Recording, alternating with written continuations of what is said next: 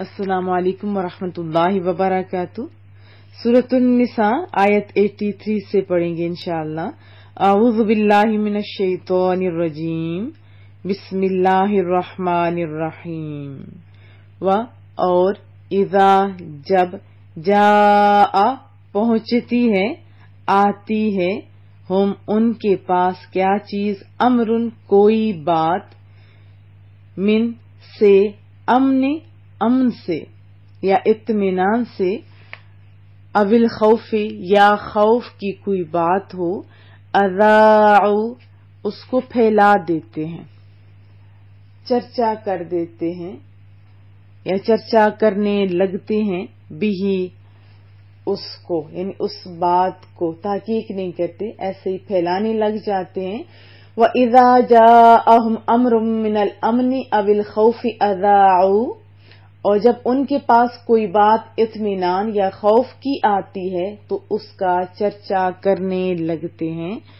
वलौ और अगर रद्दूहु वो लौटा देते, पहुंचाते उसको यानी उस बात को जिसका चर्चा कर रहे हैं उसको या उससे इलर रसूली रसूल सल्लल्लाहु अलैहि वसल्लम की तरफ, व और इला तरफ उलिल अम्र असहाबे अमर की तरफ, मुराद क्या है, बा इख्तिदार लोगों की तरफ, मिन हम अपने में से, जो उनमें से बा इख्तिदार लोग हैं उनकी तरफ, लअलिमहुल लदीना तो जान लेते उसको, तहकीक करते उसकी यानी उस बात की वो लोग जो यस्तंबितूना जो इस्तिंबात करते हैं, नतीजा अख्ज़ करते हैं यानी इस्तिखराज करते हैं, मख्फी माने निकालते हैं, नतीजा अख्ज़ करते हैं, क़यास वगैरह करते हैं, हु उससे, मिन हम उनमें से, वलौ रद्दूहु इलर रसूली और अगर उससे यानी उस बात को रसूलुल्लाह सल्लल्लाहु अलैहि वसल्लम की तरफ लौटा देते, पहुंचा देते, व इला उलिल अम्रि मिनहुम लअलिमहुल लज़ीना यस्तंबितूनहु मिनहुम और बा इख्तिदार लोगों की तरफ पहुंचा देते, लौटा देते अपनी जमात से, तो जान लेते इस खबर की हकीकत को वो लोग जो इस यानी इन बातों से नतीजा अखज़ कर सकते हैं उनमें से। व और लौला अगर ना होता, फज़लुल्लाहि अल्लाह का फजल, अलैकुम तुम पर, व रहमतुहु हु की ज़मीर अल्लाह की तरफ लौट रही है और अल्लाह की रहमत, लत्तबातुमुश शैतान तो तुम इत्तिबा करने लगते, हुक्म मानने लगते, पैरवी करने लगते, किसकी, शैतान की, शैतान शतन से है, अल्लाह की रहमत से दूर, इल्ला मगर, कलीला थोड़े,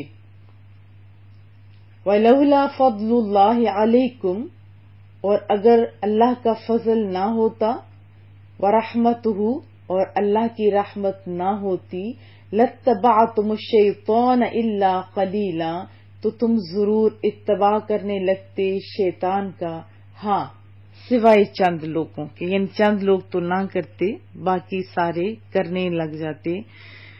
तो इस आयत में क्या बताया जा रहा है कि कोई मामला हो, पैगंबर सल्लल्लाहु अलैहि वसल्लम और सरदारों के पास पहुंचाते तो तहकीक करने वाले उसकी तहकीक कर लेते, और अगर तुम पर अल्लाह का फजल, उसकी मेहरबानी ना होती तो चंद अशखास के सिवा सब शैतान के पैरू हो जाते। फ़क़ातिल पस लड़ो, पस जंग करो, किसमें, फी सबीलिल्लाहि अल्लाह ताला की राह में, ला तुकल्लफो नहीं तुम जिम्मेदार हो, इल्ला यानी ज्यादा तकलीफ नहीं पहुंचाई जाएगी, तुझे तकलीफ नहीं दी जाती, आपको तकलीफ नहीं दी जाएगी, इल्ला मगर नफ्स का अपने आप को, वहर्रिदी और तरगीब दो और मोटिवेट करो, और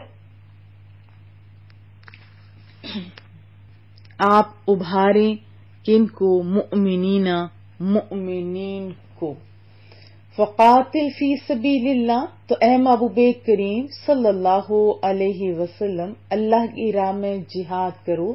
لا تکلف الا نفسک وحرض المؤمنین، نہیں تکلیف دی جائے گی آپ کو سوائے اپنی ذات کے، اور آپ ایمان والوں کو جہاد پر ابھاریں، موٹیویٹ کریں. عسا، ہو سکتا ہے اللہ تعالی یکفا، یہ کہ روک دے، بأسا، زور کو، لڑائی کو. باسن کہتے ہیں نا جنگ، زور، قوت، سختی، آفت وغیرہ. الذین، ان لوگوں کی جو کفروا، کافر ہوئے. عسى اللہ ان یکف بأس الذین کفروا، قریب ہے کہ اللہ تعالی کافروں کی لڑائی کو بند کر دے. واللہ، اور اللہ تعالی اشد، شدید سے ہے، اردو میں بھی استعمال ہوتا ہے، بہت سخت ہے. بأسن، لڑائی میں، جنگ میں، زور، قوت، سختی، آفت وغیرہ میں.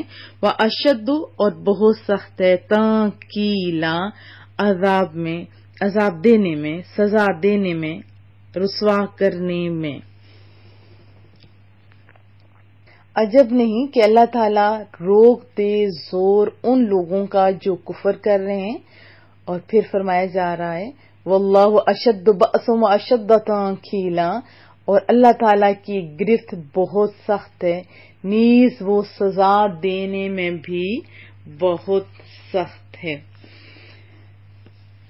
وضاحت جان لیتے ہیں. آپ جانتے ہیں کہ مسلمان جب ہجرت کر کے مدینہ طیبہ پہنچتے ہیں تو کفار کے ساتھ جنگوں کا سلسلہ بھی جاری ہو گیا، ایک کے بعد دوسری جنگ، اور ہر وقت وہ ریڈی رہتے تھے.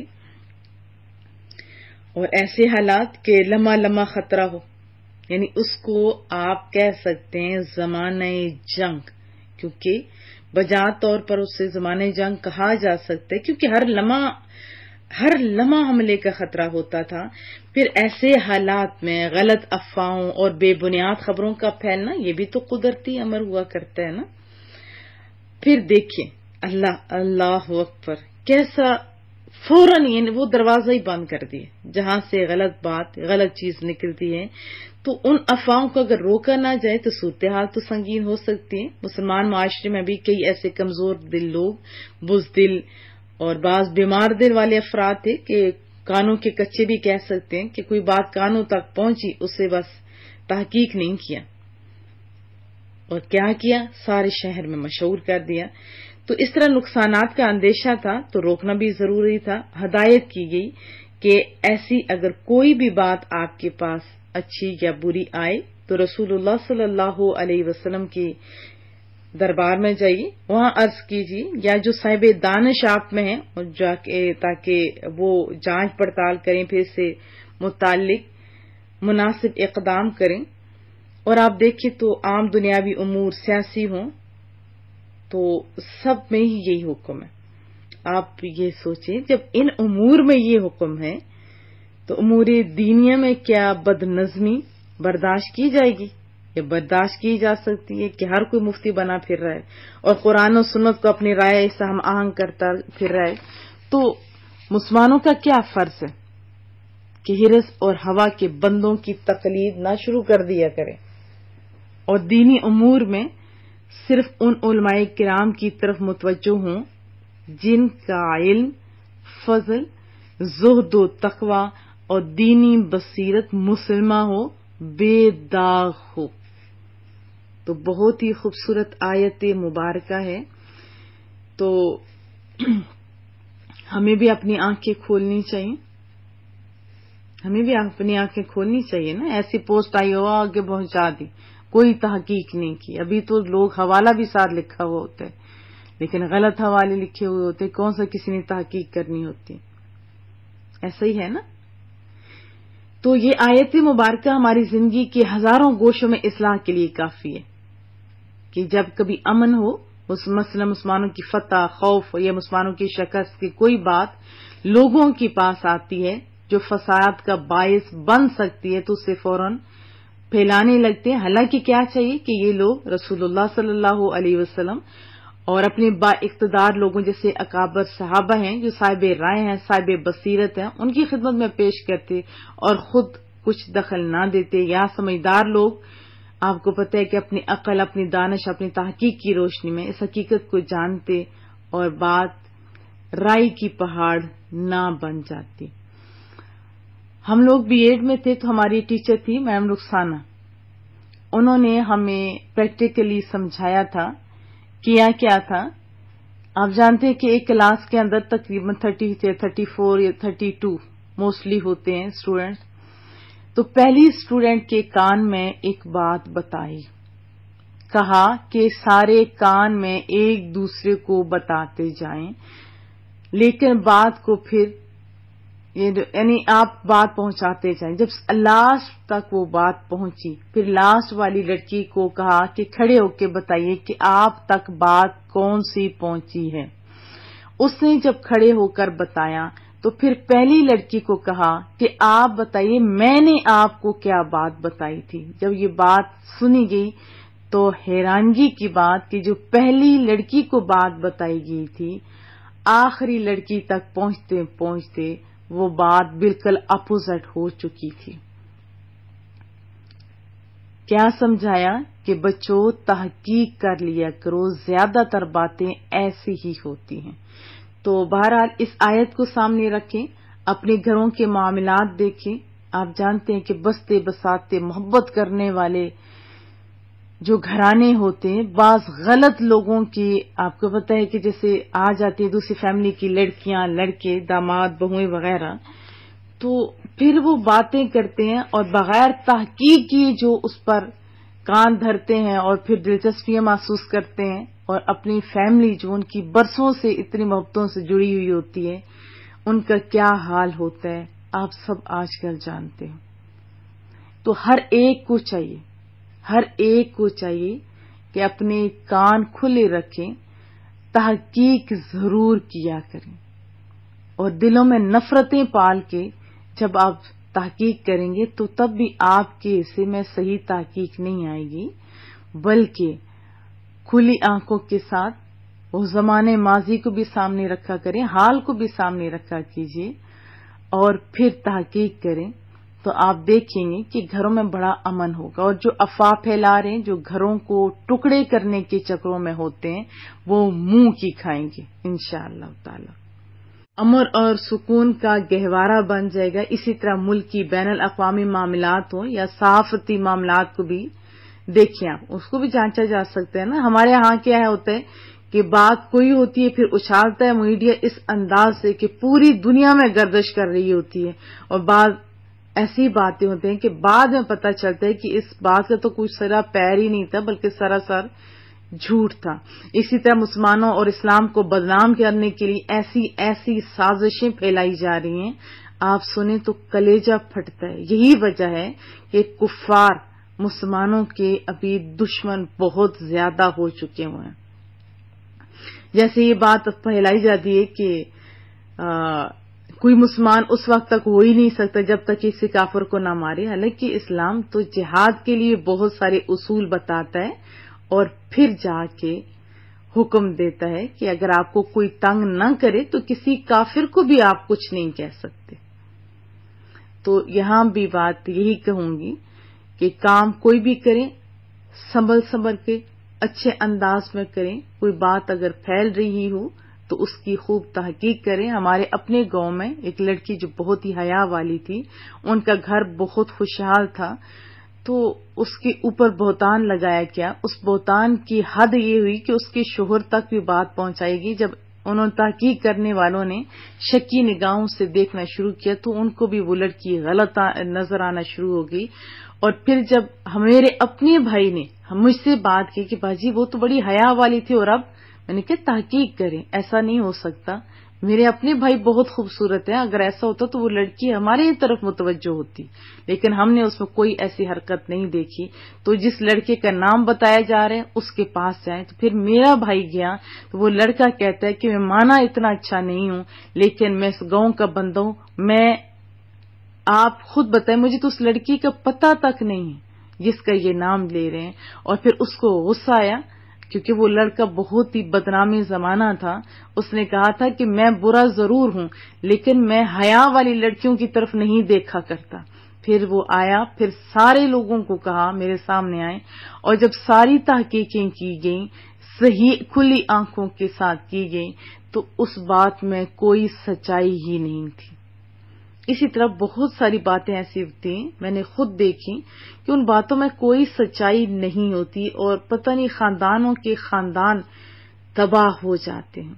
تو آپ بھی اپنی آنکھیں کھلا رکھے کیجیے، کوئی بات ہو یا دینی امور ہو یا کوئی بھی ہو، سمجھدار لوگوں کی طرف آپ اپنا رابطہ کیا کریں تاکہ وہ تحقیق کریں، پھر اس کے بعد معاملات کا حل بھی نکالا کریں. حضرت حفص بن عاصم رضی اللہ تعالی عنہ سے مروی ہے، رسول اللہ صلی اللہ علیہ وسلم نے فرمایا، کسی شخص کے جھوٹا ہونے کے لیے بس اتنا کافی ہے کہ ہر سنی سنائی بات بس آگے بیان کر دے. مسلم شریف کی حدیث طیبہ ہے. ابھی کیا ہو رہا ہے، جیسی پوسٹیں آتی ہیں ان پوسٹ کے اندر کوئی صحیح بات نہیں ہوتی. ہاں کچھ پوسٹ ایسی بھی ہوتی ہیں جیسے مفتیان کرام لکھ رہے ہیں، ابھی بہت شارٹ پوسٹ لکھ رہے ہیں تاکہ جو پھیلا رہے ہیں یہی پھیلائیں، لوگوں کا فائدہ تو کم از کم ہو. لیکن جیسے رمضان کے جو سب سے پہلے خبر دے گا تو جنت واجب ہو جائے گی، تو کتنا جھوٹ ہے اس میں. رسول اللہ کا پھر نام لیا گیا ہے، رسول اللہ نے تو ایسا کچھ بھی نہیں فرمایا. ہاں یہ ضرور فرمایا کہ میری طرف جو جھوٹ کرے گا نا کہ یہ بات غلط ہے اور پھر میرا نام لگائے گا تو اس جھوٹی کو کبھی جنت نہیں ملے گی. تو بہت ساری پوسٹ بھی میں نے پڑھی جس میں بات کچھ اور ہوتی ہے، حوالہ کچھ اور ہوتا ہے، لگایا ہوا کچھ اور ہوتے ہیں اور لوگ خراب ہو رہے ہیں. دیکھیں دین سیکھیں، سمجھیں اور سمجھ کے پھر آگے پھیلائیں. اچھی بات ہے پھیلانا چاہیے لیکن سمجھ کے مستند باتیں پھیلانے میں اپنا کردار ادا کریں. اور اس آیت سے مفسرین نے یہ بھی بتایا ہے کہ قیاس جائز ہے.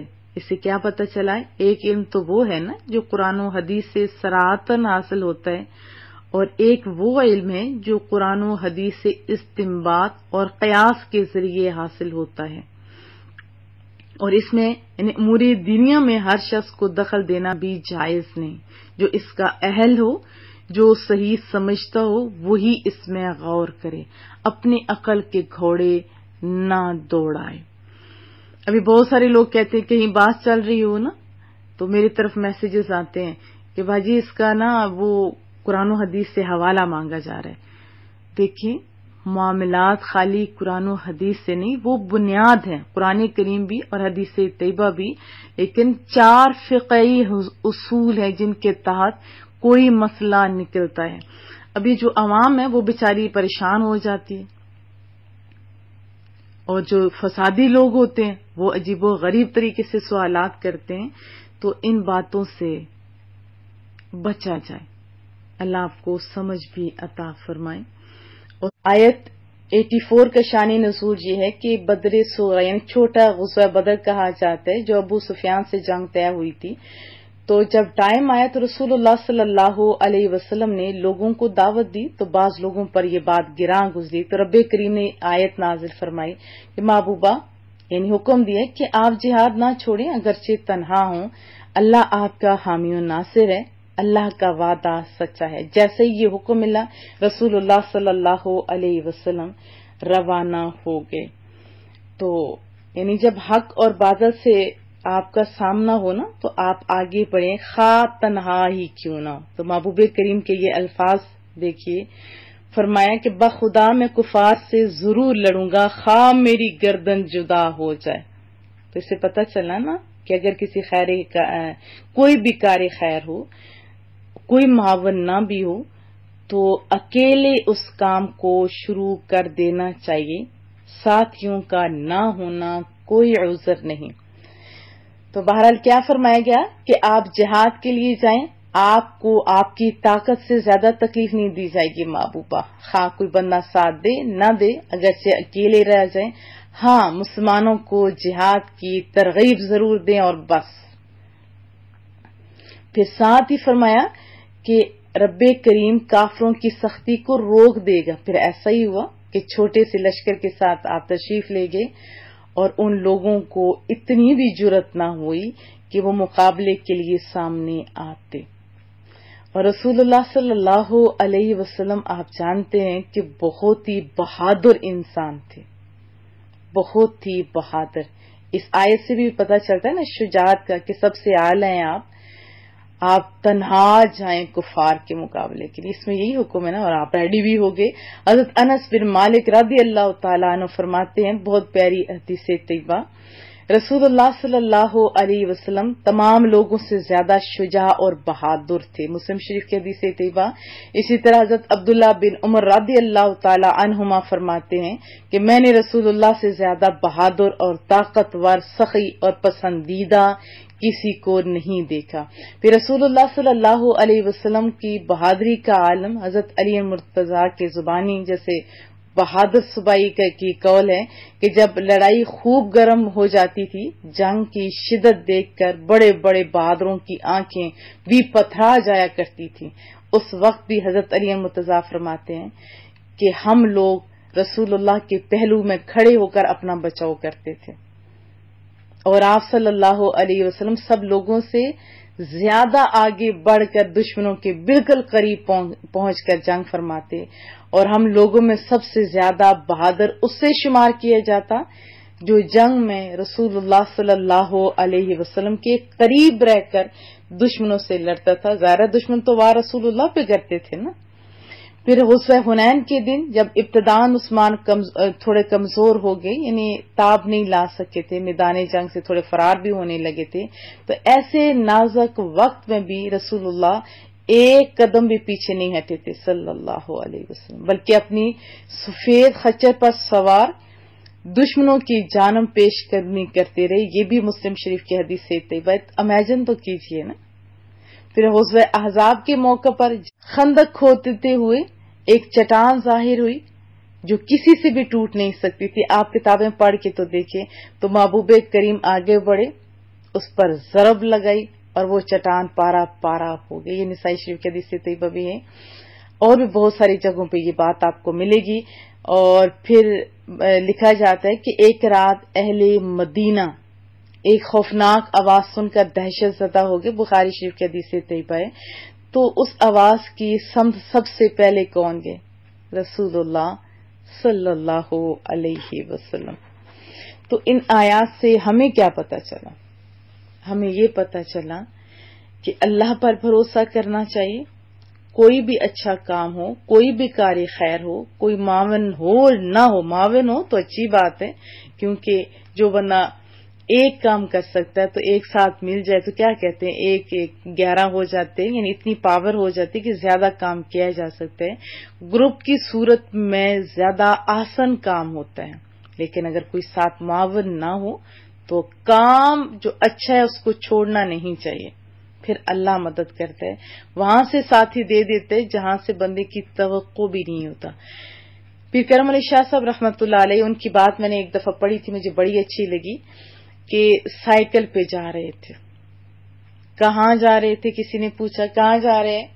جج بھی تھے نا، بہت ایجوکیٹ انسان تھے. کہاں جا رہے ہیں؟ کہا کہ جنہوں نے مینار پاکستان تعمیر کیا ہے ان سے ٹائم لینے جا رہا ہوں، اپنا ادارہ ان سے تعمیر کروانا ہے. اب حالت کیا تھی؟ سائیکل پر بیٹھے ہوئے تھے، کرائے کے لیے پیسے بھی نہیں تھے اور کچھ بھی خاص نہیں تھا، لیکن بھروسہ اتنا تھا اللہ پہ کہ میں قدم اٹھاؤں گا اللہ مدد کرے گا. پھر واپس آئے تو اسی انداز میں انہوں نے جو اپنے ماننے والے تھے، کیونکہ وہ تعلیم دیتے تھے نا، اسٹوڈنٹ وغیرہ جو تھے، ان کو اکٹھا کیا اور حکمت کے ساتھ بنایا. آج کتنی ان کی بڑی بلڈنگز ہیں. ہمارے اپنے ادارے کی بنیادیں ایسی ہیں. کس انداز میں ہم لوگوں نے شروع کیا یہ اللہ بہتر جانتے ہیں، اور آج اللہ نے کچھ لوگ ہمارے ساتھ کر دیے. وہ وقت بھی انشاءاللہ دور نہیں جب بہت سارے لوگ بھی ہوں گے. ابھی تھوڑا کام ہو رہا ہے، بہت زیادہ ہوگا. اللہ آپ لوگوں کو بہت ساری کامیابیاں دے، عزتیں دے. اور دوسری بات ہم نے پڑھی تھی کہ کوئی بات ہو تحقیق کریں، بغیر تحقیق اگر آگے پھیلائیں گے تو محبوب کا قول ذہن میں ہونا چاہیے کہ اس بندے سے زیادہ جھوٹا کوئی نہیں جو بغیر تحقیق کی یہ بات آگے پھیلا دیتا ہے. اسی طرح قرآن کریم میں بھی حکم ہے کہ خوب تحقیق کرو. خالی تحقیق کا ورڈ نہیں آیا، خوب تحقیق کرو اور پھر بات آگے پہنچایا کرو. امید ہے ان آیات سے ہم بہت سارے مسائل کا حل جان لیں گے. دعاؤں کی درخواست رہے گی. السلام علیکم ورحمۃ اللہ وبرکاتہ.